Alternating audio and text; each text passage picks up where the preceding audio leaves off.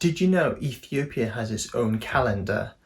It's currently 2013 over there. A lot of catching up to do.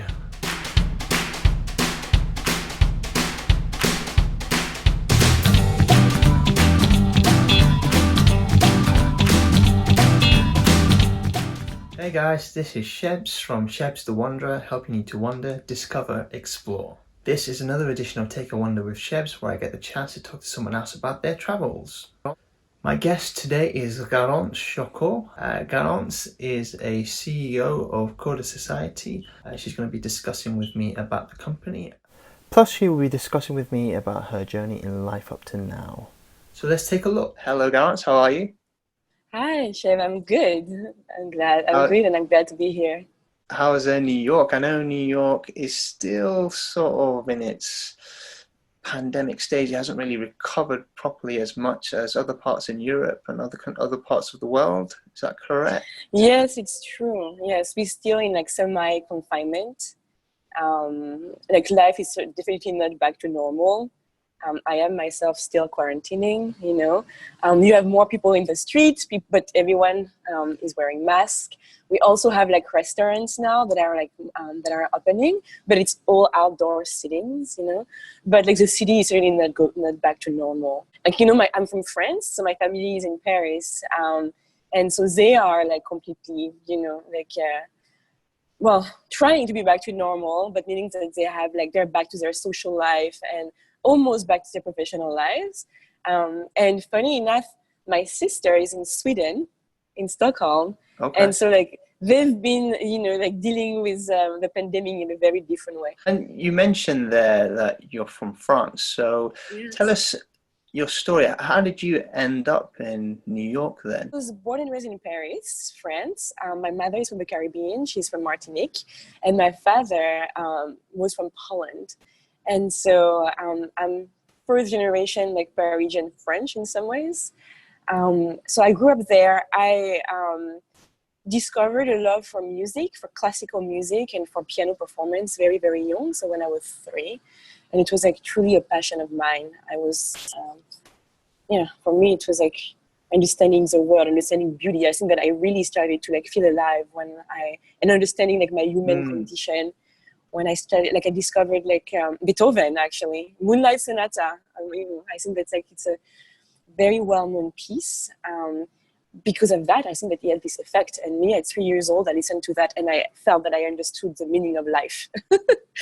And so I started like really being serious about piano and practicing a lot and being dedicated to having a career in piano performance very young. I also, like, you know, because of like my parents' background, grew up, and also by the fact of being in France, and being an immigrant in France, even though I was born there, but it not being like the country that my parents, like not having like the same culture as my parents, you know. Yeah. I grew up like really questioning society in which I was part of. You said your mother emigrated from the Caribbean and your father is from Poland. With any travel journey, your journey actually starts from your parents, because they Exactly. travel from parts of the world, other parts of the world.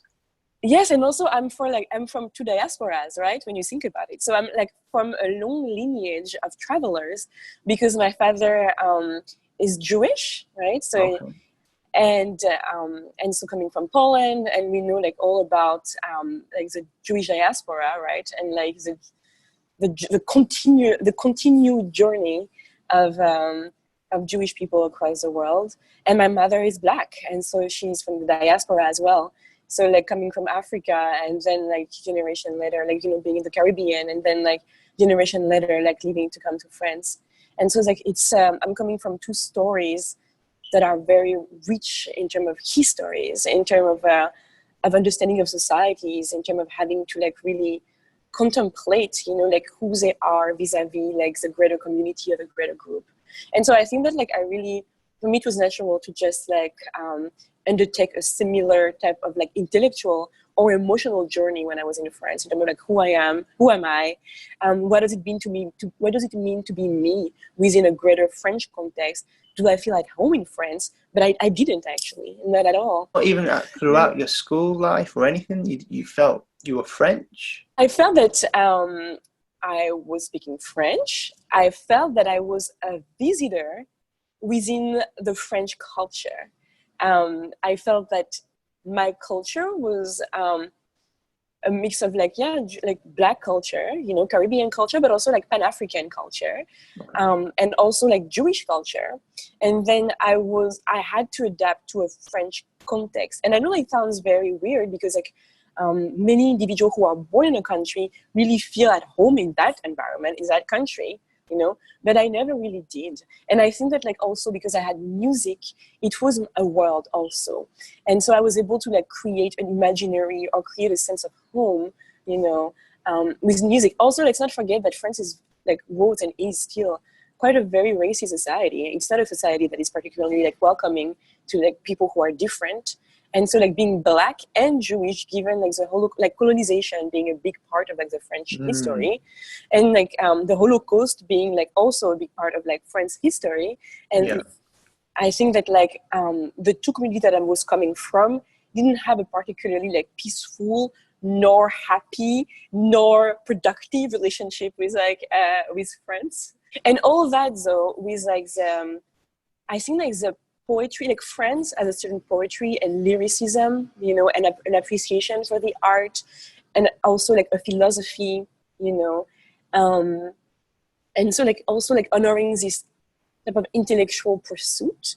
And so I think though that like France and like my education in France gave me some of like the tools, you know, like that being like, yeah, philosophy, you know, or theory, to being able to like make sense of my environment. Does that make sense?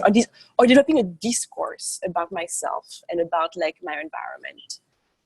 Do you still do your music, or is it something that you sort of moved away from? My piano is always with me, but so I still practice. Like during the pandemic, of course, I had to like leave my piano behind because I had to like quarantine somewhere else, you know. But usually I try to practice at least 2 hours a day.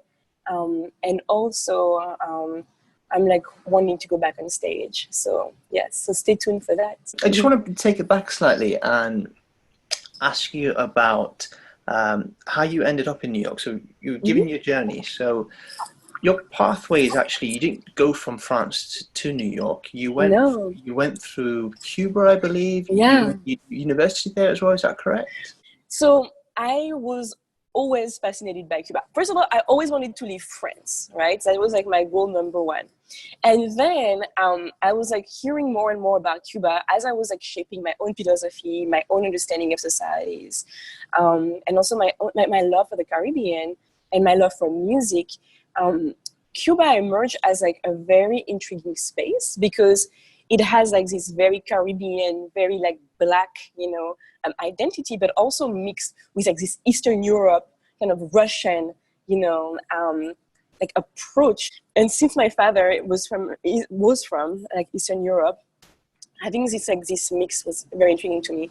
Also, like Cuba being a place where music was at like, you know, like reaching incredible level of excellence, not only like in Latin music, but also in jazz and also in classical music. And also like being a space where like the arts were celebrated, but also social contract and actual society building in a very tangible way. So I ended up like going there, having a piano teacher there, loving it, learning a lot. Learning about like how societies can be built from scratch, right? Having a place that is like based on a social contract, we can agree with a social contract or not, you know, but we cannot like not recognize the fact that it's a place that like has built societal structure based on an ideal, right? And so I learned a lot there, and that was like actually like very seminal to like my career and to the work that I'm doing now. So I like had amazing experience there, like amazing like learning experience there. And then like funny enough, I got a scholarship to like study piano performance in Miami. So after Cuba, I was like thrown into like another side of Cuba, you know, because Miami is a Republican Cuba, let's say. Yeah. And so it was interesting to see like the yin and the yang, right? Yeah. And so I went to university in Miami, for piano performance and also political science, because I really wanted to like explore and keep on pursuing my passion for society building. So you're now in Miami, Yeah. and obviously, I always say when you're in university, it's a stage where you're going to, especially for me, growing up, it was a time where I grew up properly. I became, I would say, an adult. Did you feel as though Miami itself was another place where you saw within yourself and you thought, wow, you know what, this is the time to grasp everything I've got now and move along with it? Yes, I think that, like, you know, it was a dream come true to be in Miami. I think that I remember this time so fondly for many different reasons. First of all, because yes, I always wanted to leave France permanently. And all of a sudden, I'm like in my favorite type of climate and environment. I'm in the Caribbean, you know. We're surrounded by brown and black people, you know. I'm in a space that is still, that is not American. So it's in the United States, right? Yeah. But it's resisting this American identity. It's a space that is like really, truly Latin American and Caribbean. And so like like Miami was a space where a lot was given to me. And I honor that and I celebrate that. And I'm very, very grateful for that. And so you know, even now, like I see Miami as a refuge, as a safe space for me. Also, I didn't speak English when I came to the United States. I had like very fundamental English from like high school. Well, like Miami though, a lot of them speak Spanish. The majority, when I went to Miami, when I landed in the airport and I heard Spanish, I was thinking, have I landed somewhere in South America or have I landed somewhere in Spain? Because they speak Spanish, and obviously, were you able to speak Spanish then? So I didn't. So I learned Spanish in Cuba. So, and I became fluent very fast. Okay. And so like my Spanish was my second language. And so it came in very handy that I got to Miami and was just able to spoke Spanish. And so I learned English through my school, you know, through like being at university and everything, and having to take classes in math and everything, and poli-sci, and, you know. So I learned English in living life, right? From Miami, you decided to make the move to New York. Was that the next stop? No. So from Miami, I went to Cornell. I was in upstate New York, Ithaca. That was a very massive cultural shock to me. What I want to ask you, so you say it's a culture shock. You're doing this all by yourself, aren't you? Yeah, completely. No family, no friends, and obviously you're moving from countries to country. Well, country to another country, then to another city to another city. Yeah. So you're doing this all on your own. Yeah. As an individual, obviously you're sort of learning a lot from this, aren't you? And you're doing this solo. You know, did you at any point think, oh, I'm missing my family, I want to go back home? Never came into your head? No, actually, yes. I thank you for bringing up that point, because I never thought about it in that way. It's true that I've been doing this journey all by myself. I have been blessed with incredible friends that I met along the way in the United States, you know, and I had some friends from France. But so I always had a community or people who felt like home. But yeah, my family was very, very far away. And I think that I was lucky to like experience this at a time where we had Skype and we had phone and everything was very accessible, you know, and it's very accessible. So I could talk to my parents like on a very regular basis, and I'm very close to my family. So I was able to like speak with them on a regular basis, and that was easy. And there was something quite epic about like me being on my own and having this journey on my own. Yes, I miss my family, you know, but I felt very lucky to being able to like just take that path, you know, on my own and really like develop my life and develop my experiences like on my own and living up my entire narrative, building my narrative, shaping my narrative. And also like, yes, having to like understand the world through my own lens and on my own. So there is something like very liberating and very creative about that as well. Then I got from my first job in the United States, because I had worked obviously previously in DC. So I was on the Hill, I was in Congress. So I was in DC, Washington, DC. Oh, I wow. was there for a year or a year and a half, I think, or 2 years. I forgot. And I worked there. I really like experienced like policies, society building in that way. So public Yeah. policies, legislative process. Then I also I was like working at the Kennedy Center for the Performing Art. So like also understanding like the role of culture, in social change and society building. And then get a job in a opportunity to go to New York, went to New York, loved it, and been there ever since. So like I've been in New York now for the past 8 years. And also I think that my experience in New York has been like characterized by me traveling a lot. So like New York as a home base, but I've been really like all over the world, Yeah. for work since I've been based here. How New York is as a city, it's obviously very diverse, very Yeah, cosmopolitan. yeah. Uh, do you feel, and I know you mentioned earlier that you wanted to move away from Paris or France well, ever since you were growing up. Do you Mhm. feel New York is your home now? I have an issue about calling a home.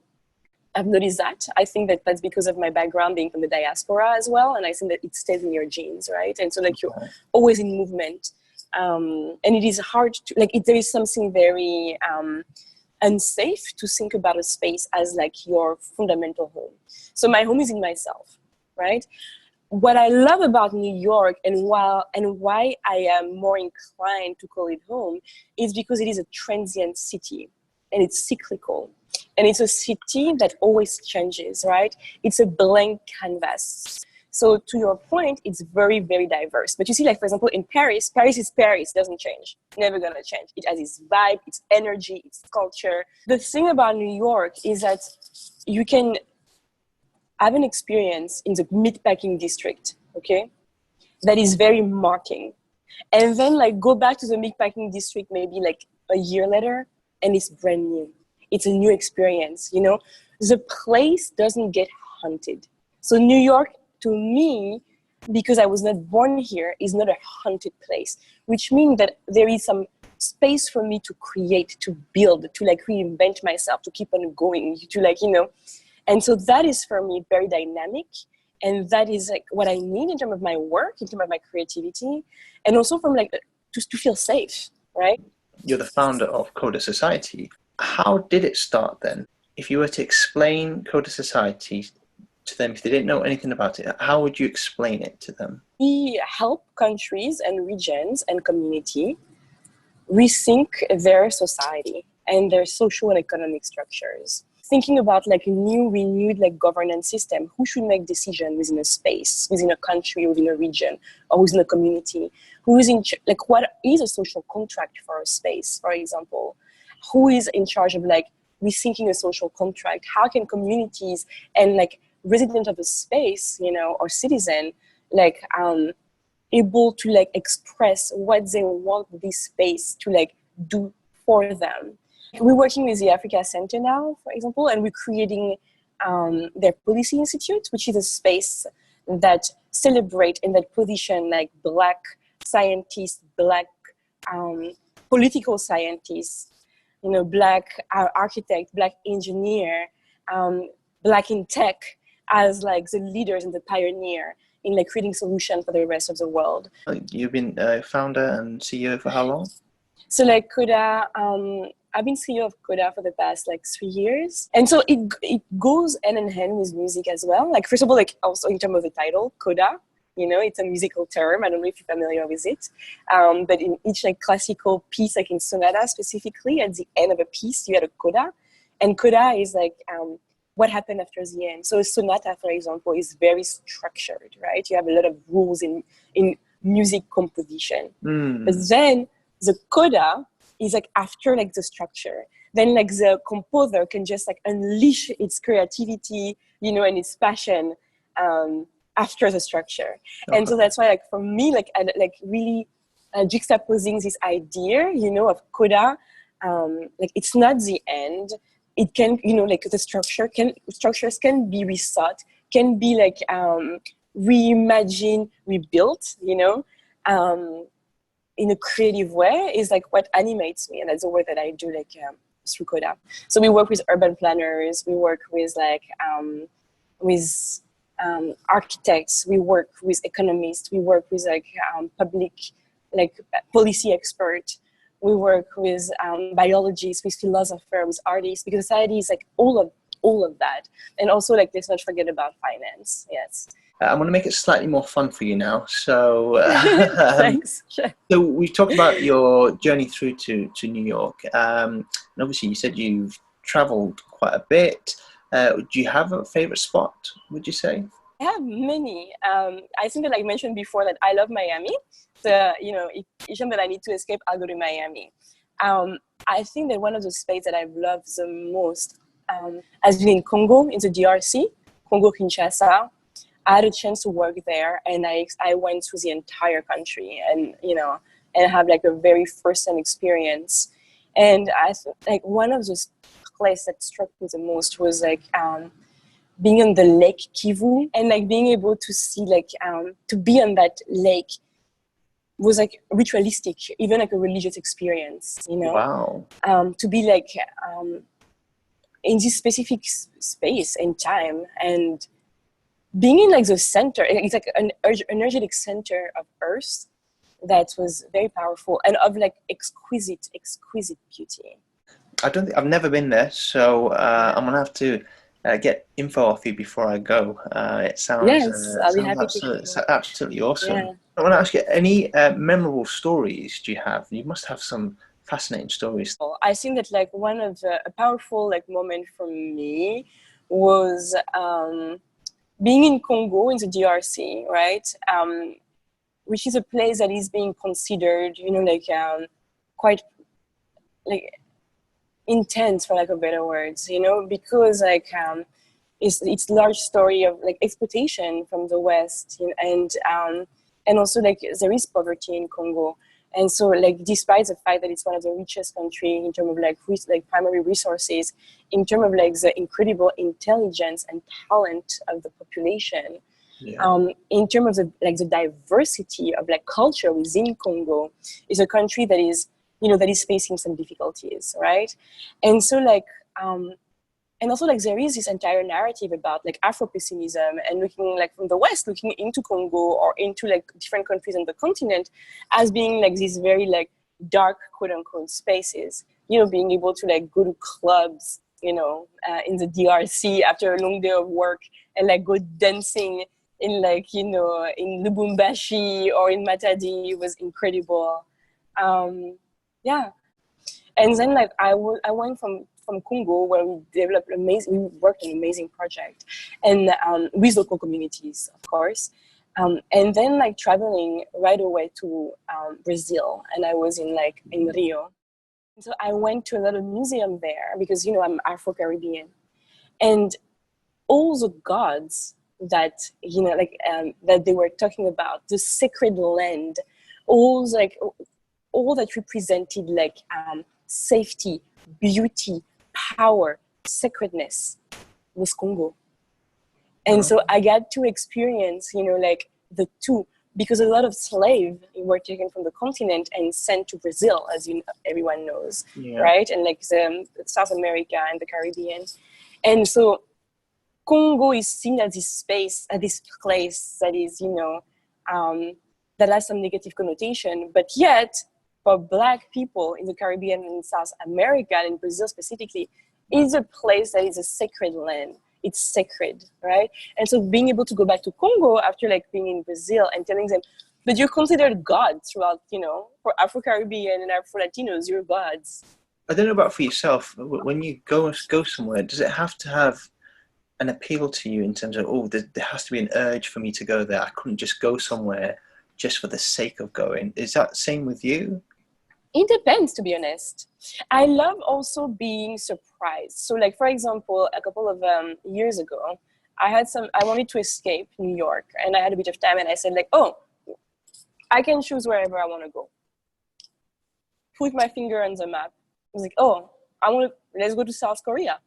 So it had never crossed my mind to go to South Korea before. I never like felt like the moment, like like this needs urge to go. But I was very curious about just like going to a place that I didn't even think about and just being surprised. I'm very like fascinated with the unknown. So like, I enjoy like just going into a space or a place that I don't know at all and like just uncovering its many different layers. I will find a reason to be excited about any place I go to, that is not like Europe necessarily. Don't get me wrong, but like I don't have much of a desire to go to Germany, for example, or Austria, But I would love to go to Russia, and I've discovered like the Nordic country. Like I went to Norway. My sister is in Sweden. Yeah. I would love to discover Denmark, but yeah, I'm more attracted to like warm countries. There's a bit of a story behind wherever I go anyway. But if it's warm, then that's It's already a plus. Yes, it ticks the box as like, oh, that's a big bonus anyway. So, yes. Have you ever thought about writing a book about yourself? Because your story is, I mean, I'm sure someone will love to pick it up and read it. Have you ever thought about writing a book? Yeah. Thank you. That's very kind. I've been thinking about writing many different books. About myself, I don't know, but about many different topics using, of course, like my lens. So, and I love writing, and a lot of and I have to write a lot for work. I have much more to discover. So like the story is not over, like, the narrative is still ongoing. It doesn't necessarily have to be an autobiography, because I've just written my story through a specific time period. And it took me a long time to figure out, actually, I can write about a specific time where I did this, I conquered this, and what did I learn from it? Can I inspire people? From your story, I think people can learn something incredible. So your journey is, I would love to pick it up and read it. Thank you. No, but like, I think that I think that I would need at some point to write things down. I think that, it's true, like being able to make sense of everything, process everything. I think, I like project my experiences and my sensibility into my work, right? And also within my music, within my piano. So I think that piano is also a way of writing. But it's true that like putting words, on paper and sharing my story is compelling to me. I think that like also in terms of like what I really want for people to know, if I have a message, is that societies are not static. We are part of the world, right? We're citizens, and it is all right to think and look at what is around us and to like design it according to what we think would be best, right? And that like we have the agency, that society can rebuild themselves. We don't have to be passive, right? And just like wait for things to change or like complain about like certain ways in which society is and not being able or feeling that we're able to do anything. Societies are malleable. Humans make societies. We create societies, right? And societies evolve. And so like if I have a message, it's the fact that like we have way more agency in terms of like shaping the realities what we want to see than we believe we do, right? Listen, we can talk forever. We'll call it there at the end of our chat. So it's been amazing talking to you. As I say, I can talk to you all day, all night. Likewise. I want to thank you, Garance, for coming on and sharing your story. Hopefully people know you better. And how can people follow you? How can people follow your work? Yes, thank you. But first of all, thank you so much for having me. It was a very nice conversation and very powerful as well, and very like introspective. So thank you and congrats on your show. It's really amazing. Well, thank you very much. So it's a pleasure and an honor to be here. People can find me on Instagram at Garance Choco. My website is kodasocieties.com. And you can find me there. Well, thank you again, and take care of yourself. And hopefully I shall see you when I'm in New York. Yes, I'm looking forward to it. You have a nice rest of the day. Thank you very much. There you go. That was the wonderful Garance. fascinating lady, and it's great to hear how she started up her business, and hopefully it inspired you all. That's it for another edition of Take a Wander with Shebs. Hopefully you enjoyed the show. Until next time, bye for now.